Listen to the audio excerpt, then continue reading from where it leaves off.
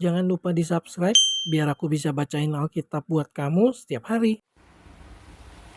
Injil Yohanes pasal 1 ayat 1 sampai 18. Firman yang telah menjadi manusia. Pada mulanya adalah firman. Firman itu bersama-sama dengan Allah, dan firman itu adalah Allah. Ia pada mulanya bersama-sama dengan Allah. Segala sesuatu dijadikannya oleh Dia, dan tanpa Dia tidak ada sesuatu pun yang telah jadi dari segala yang telah dijadikan. Dalam Dia ada hidup, dan hidup itu adalah terang manusia. Terang itu bercahaya di dalam kegelapan, dan kegelapan itu tidak menguasainya. Datanglah seorang yang diutus Allah, namanya Yohanes. Ia datang sebagai saksi untuk memberi kesaksian tentang terang itu, supaya oleh Dia semua orang menjadi percaya. Ia bukan terang itu, tetapi ia harus memberi kesaksian tentang terang itu. Terang yang sesungguhnya yang menerangi setiap orang sedang datang ke dalam dunia. Ia telah ada di dalam dunia dan dunia dijadikan olehnya, tetapi dunia tidak mengenalnya. Ia datang kepada milik kepunyaannya, tetapi orang-orang kepunyaannya itu tidak menerimanya. Tetapi semua orang yang menerimanya diberinya kuasa, supaya menjadi anak-anak Allah, yaitu mereka yang percaya dalam namanya. Orang-orang yang diperanakan bukan dari darah atau dari daging, bukan pula secara jasmani oleh keinginan seorang laki-laki, melainkan dari Allah. Firman itu telah menjadi manusia dan diam di antara kita, dan kita telah melihat kemuliaannya, yaitu kemuliaan yang diberikan kepadanya sebagai anak tunggal Bapa, penuh kasih karunia dan kebenaran. Yohanes memberi kesaksian tentang Dia dan berseru katanya, "Inilah Dia yang kumaksudkan ketika aku berkata, kemudian daripadaku akan datang Dia yang telah mendahului aku, sebab Dia telah ada sebelum aku." Karena dari kepenuhannya, kita semua telah menerima kasih karunia demi kasih karunia. Sebab hukum Taurat diberikan oleh Musa, tetapi kasih karunia dan kebenaran datang oleh Yesus Kristus. Tidak seorang pun yang pernah melihat anak, tetapi anak tunggal Allah yang ada di pangkuan Bapa, Dialah yang menyatakannya. Injil Yohanes pasal 1 ayat 19 sampai 28. Kesaksian Yohanes tentang dirinya sendiri. Dan inilah kesaksian Yohanes ketika orang Yahudi dari Yerusalem mengutus beberapa imam dan orang-orang Lewi kepadanya untuk menanyakan dia, "Siapakah engkau?" Ia mengaku dan tidak berdusta, katanya, "Aku bukan Mesias." Lalu mereka bertanya kepadanya, "Kalau begitu, siapakah engkau?" "Elia."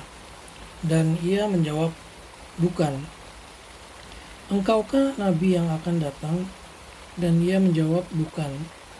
Maka kata mereka kepadanya, "Siapakah engkau? Sebab kami harus memberi jawab kepada mereka yang mengutus kami. Apakah katamu tentang dirimu sendiri?" Jawabnya, "Akulah suara orang yang berseru-seru di padang gurun, luruskanlah jalan Tuhan, seperti yang telah dikatakan Nabi Yesaya." Dan di antara orang-orang yang diutus itu ada beberapa orang Farisi. Mereka bertanya kepadanya, katanya, "Mengapakah engkau membaptis, jikalau engkau bukan Mesias, bukan Elia, dan bukan nabi yang akan datang?"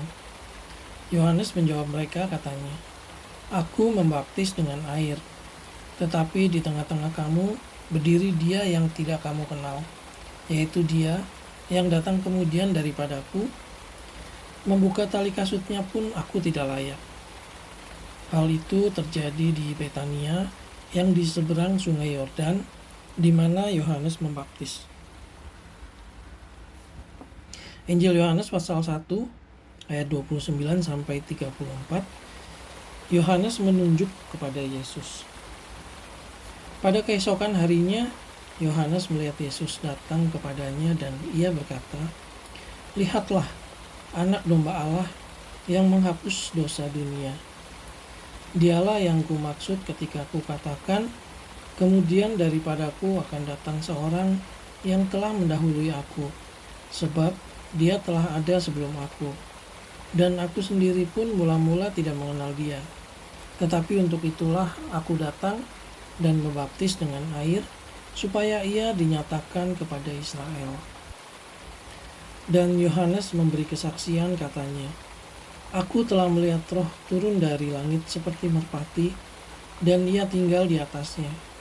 Dan aku pun tidak mengenalnya, tetapi dia yang mengutus aku untuk membaptis dengan air telah berfirman kepadaku, jikalau engkau melihat Roh itu turun ke atas seseorang dan tinggal di atasnya, dialah itu yang akan membaptis dengan Roh Kudus. Dan aku telah melihatnya dan memberi kesaksian. Ia inilah anak Allah." Ayo, tunggu apa lagi? Tekan tombol subscribe-nya sekarang. Injil Yohanes pasal 1 ayat 35 sampai 51. Murid-murid Yesus yang pertama.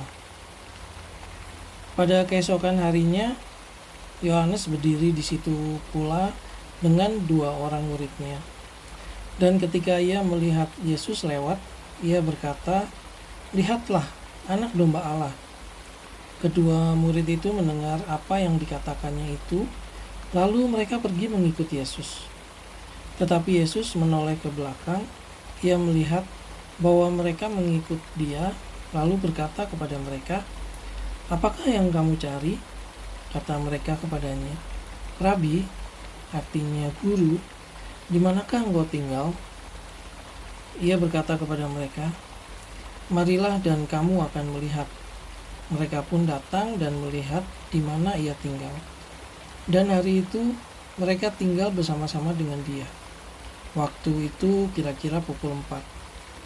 Salah seorang dari keduanya yang mendengar perkataan Yohanes lalu mengikut Yesus adalah Andreas, saudara Simon Petrus.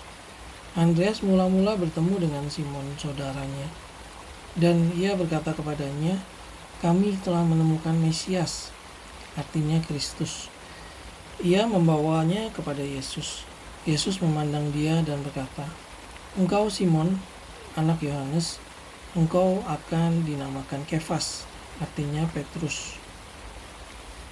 Pada keesokan harinya, Yesus memutuskan untuk berangkat ke Galilea. Ia bertemu dengan Filipus dan berkata kepadanya, "Ikutlah aku." Filipus itu berasal dari Betsaida, kota Andreas dan Petrus. Filipus bertemu dengan Nathanael dan berkata kepadanya, "Kami telah menemukan dia yang disebut oleh Musa dalam kitab Taurat dan oleh para nabi, yaitu Yesus, anak Yusuf dari Nazaret." Kata Nathanael kepadanya, "Mungkinkah sesuatu yang baik datang dari Nazaret?" Kata Filipus kepadanya, "Mari dan lihatlah." Yesus melihat Nathanael datang kepadanya, lalu berkata tentang dia, "Lihat, inilah seorang Israel sejati, tidak ada kepalsuan di dalamnya." Kata Nathanael kepadanya, "Bagaimana engkau mengenal aku?" Jawab Yesus kepadanya, "Sebelum Filipus memanggil engkau, aku telah melihat engkau di bawah pohon ara." Kata Nathanael kepadanya, "Rabi, engkau anak Allah, engkau raja orang Israel." Yesus menjawab katanya, "Karena aku berkata kepadamu, aku melihat engkau di bawah pohon ara, maka engkau percaya. Engkau akan melihat hal-hal yang lebih besar daripada itu." Lalu kata Yesus kepadanya, "Aku berkata kepadamu, sesungguhnya engkau akan melihat langit terbuka dan malaikat-malaikat Allah turun naik kepada Anak Manusia." Selamat, kamu sudah melakukan langkah pertama. Bahkan perjalanan 1000 mil pun dimulai dengan langkah pertama. Injil Yohanes pasal 2 ayat 1-11. Perkawinan di Kana. Pada hari ketiga ada perkawinan di Kana yang di Galilea, dan ibu Yesus ada di situ. Yesus dan murid-muridnya diundang juga ke perkawinan itu. Ketika mereka kekurangan anggur, ibu Yesus berkata kepadanya, "Mereka kehabisan anggur." Kata Yesus kepadanya, "Mau apakah engkau daripadaku, ibu? Saatku belum tiba." Tetapi ibu Yesus berkata kepada pelayan-pelayan, "Apa yang dikatakan kepadamu, buatlah itu." Di situ ada 6 tempayan yang disediakan untuk pembasuhan menurut adat orang Yahudi. Masing-masing isinya 2-3 buyung. Yesus berkata kepada pelayan-pelayan itu, "Isilah tempayan-tempayan itu penuh dengan air." Dan mereka pun mengisinya sampai penuh. Lalu kata Yesus kepada mereka, "Sekarang cedoklah dan bawalah kepada pemimpin pesta." Lalu mereka pun membawanya. Setelah pemimpin pesta itu mengecap air yang telah menjadi anggur itu, dan ia tidak tahu dari mana datangnya, tetapi pelayan-pelayan yang menyedok air itu mengetahuinya. Ia memanggil mempelai laki-laki dan berkata kepadanya, "Setiap orang menghidangkan anggur yang baik dahulu, dan sesudah orang puas minum, barulah yang kurang baik. Akan tetapi engkau menyimpan anggur yang baik sampai sekarang." Hal itu dibuat Yesus di Kana yang di Galilea sebagai yang pertama dari tanda-tandanya, dan dengan itu ia telah menyatakan kemuliaannya, dan murid-muridnya percaya kepadanya. Injil Yohanes pasal 2 ayat 12. Yesus di Kapernaum. Sesudah itu Yesus pergi ke Kapernaum bersama-sama dengan ibunya dan saudara-saudaranya dan murid-muridnya, dan mereka tinggal di situ hanya beberapa hari saja. Injil Yohanes pasal 2 ayat 13-25. Yesus menyucikan bait Allah. Ketika hari raya Paskah orang Yahudi sudah dekat, Yesus berangkat ke Yerusalem. Dalam bait suci didapatinya pedagang-pedagang lembu, kambing domba dan merpati, dan penukar-penukar uang duduk di situ. Ia membuat cambuk dari tali, lalu mengusir mereka semua dari bait suci dengan semua kambing domba dan lembu mereka. Uang penukar-penukar dihamburkannya ke tanah, dan meja-meja mereka dibalikannya. Kepada pedagang-pedagang merpati ia berkata, "Ambil semuanya ini dari sini. Jangan kamu membuat rumah Bapakku menjadi tempat perjualan." Maka teringatlah murid-muridnya bahwa ada tertulis, "Cinta untuk rumahmu menghanguskan aku." Orang-orang Yahudi menantang Yesus, katanya, "Tanda apakah dapat engkau tunjukkan kepada kami bahwa engkau berhak bertindak demikian?" Jawab Yesus kepada mereka, "Rombak bait Allah ini, dan dalam 3 hari aku akan mendirikannya kembali." Lalu kata orang Yahudi kepadanya, 46 tahun orang mendirikan bait Allah ini, dan engkau dapat membangunnya dalam 3 hari? Tetapi yang dimaksudkannya dengan bait Allah ialah tubuhnya sendiri. Kemudian, sesudah ia bangkit dari antara orang mati, barulah teringat oleh murid-muridnya bahwa hal itu telah dikatakannya, dan mereka pun percaya akan kitab suci dan akan perkataan yang telah diucapkan Yesus. Dan sementara ia di Yerusalem selama hari raya Paskah, banyak orang percaya dalam namanya, karena mereka telah melihat tanda-tanda yang diadakannya. Tetapi Yesus sendiri tidak mempercayakan dirinya kepada mereka, karena ia mengenal mereka semua, dan karena tidak perlu seorang pun memberi kesaksian kepadanya tentang manusia, sebab ia tahu apa yang ada di dalam hati manusia. Kalau kamu baru menemukan channel ini, kamu bisa mulai dari hari ini. Dan pada tanggal yang sama dengan hari ini, di tahun depan, kamu sudah tamat mendengarkan semua ayat Alkitab lengkap. Ide hebat bukan? Injil Yohanes pasal 3 ayat 1 sampai 21, percakapan dengan Nikodemus. Adalah seorang Farisi yang bernama Nikodemus, seorang pemimpin agama Yahudi. Ia datang pada waktu malam kepada Yesus dan berkata, "Rabi, kami tahu bahwa engkau datang sebagai guru yang diutus Allah, sebab tidak ada seorang pun yang dapat mengadakan tanda-tanda yang engkau adakan itu, jika Allah tidak menyertainya." Yesus menjawab, katanya, "Aku berkata kepadamu, sesungguhnya jika seorang tidak dilahirkan kembali, ia tidak dapat melihat kerajaan Allah."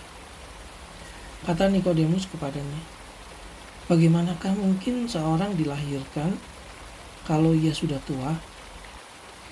Dapatkah ia masuk kembali ke dalam rahim ibunya dan dilahirkan lagi?" Jawab Yesus, "Aku berkata kepadamu, sesungguhnya jika seorang tidak dilahirkan dari air dan roh, ia tidak dapat masuk ke dalam kerajaan Allah. Apa yang dilahirkan dari daging adalah daging, dan apa yang dilahirkan dari roh adalah roh. Janganlah engkau heran, karena aku berkata kepadamu, kamu harus dilahirkan kembali. Angin bertiup kemana ia mau, dan engkau mendengar bunyinya, tetapi engkau tidak tahu dari mana ia datang atau kemana ia pergi. Demikianlah halnya dengan tiap-tiap orang yang lahir dari roh." Nikodemus menjawab, katanya, "Bagaimanakah mungkin hal itu terjadi?" Jawab Yesus, "Engkau adalah pengajar Israel, dan engkau tidak mengerti hal-hal itu? Aku berkata kepadamu, sesungguhnya kami berkata-kata tentang apa yang kami ketahui, dan kami bersaksi tentang apa yang kami lihat. Tetapi kamu tidak menerima kesaksian kami. Kamu tidak percaya waktu aku berkata-kata dengan kamu tentang hal-hal duniawi. Bagaimana kamu akan percaya kalau aku berkata-kata dengan kamu tentang hal-hal surgawi? Tidak ada seorang pun yang telah naik ke surga selain daripada Dia yang telah turun dari surga, yaitu Anak Manusia. Dan sama seperti Musa meninggikan ular di padang gurun, demikian juga Anak Manusia harus ditinggikan, supaya setiap orang yang percaya kepadanya beroleh hidup yang kekal. Karena begitu besar kasih Allah akan dunia ini, sehingga Ia telah mengaruniakan Anaknya yang tunggal, supaya setiap orang yang percaya kepadanya tidak binasa, melainkan beroleh hidup yang kekal. Sebab Allah mengutus Anaknya ke dalam dunia bukan untuk menghakimi dunia, melainkan untuk menyelamatkannya oleh Dia. Barang siapa percaya kepadanya, ia tidak akan dihukum. Barang siapa tidak percaya, ia telah berada di bawah hukuman. Sebab ia tidak percaya dalam nama Anak Tunggal Allah. Dan inilah hukuman itu. Terang telah datang ke dalam dunia, tetapi manusia lebih menyukai kegelapan daripada terang, sebab perbuatan-perbuatan mereka jahat. Sebab barang siapa berbuat jahat, membenci terang dan tidak datang kepada terang itu, supaya perbuatan-perbuatannya yang jahat itu tidak tampak. Tetapi barang siapa melakukan yang benar, ia datang kepada terang, supaya menjadi nyata bahwa perbuatan-perbuatannya dilakukan dalam Allah. Jika kamu sibuk atau ada hal lain penting yang harus dilakukan, kamu bisa pause dan lanjutkan nanti. Kamu juga bisa mendengarkan ulang. Semudah itu, Beb. 85-86 ayat sehari. Selesai dengar Alkitab dalam 1 tahun. Kamu bisa. Kita pasti bisa. Sampai ketemu besok ya. Aku bacain kamu lagi ayat berikutnya.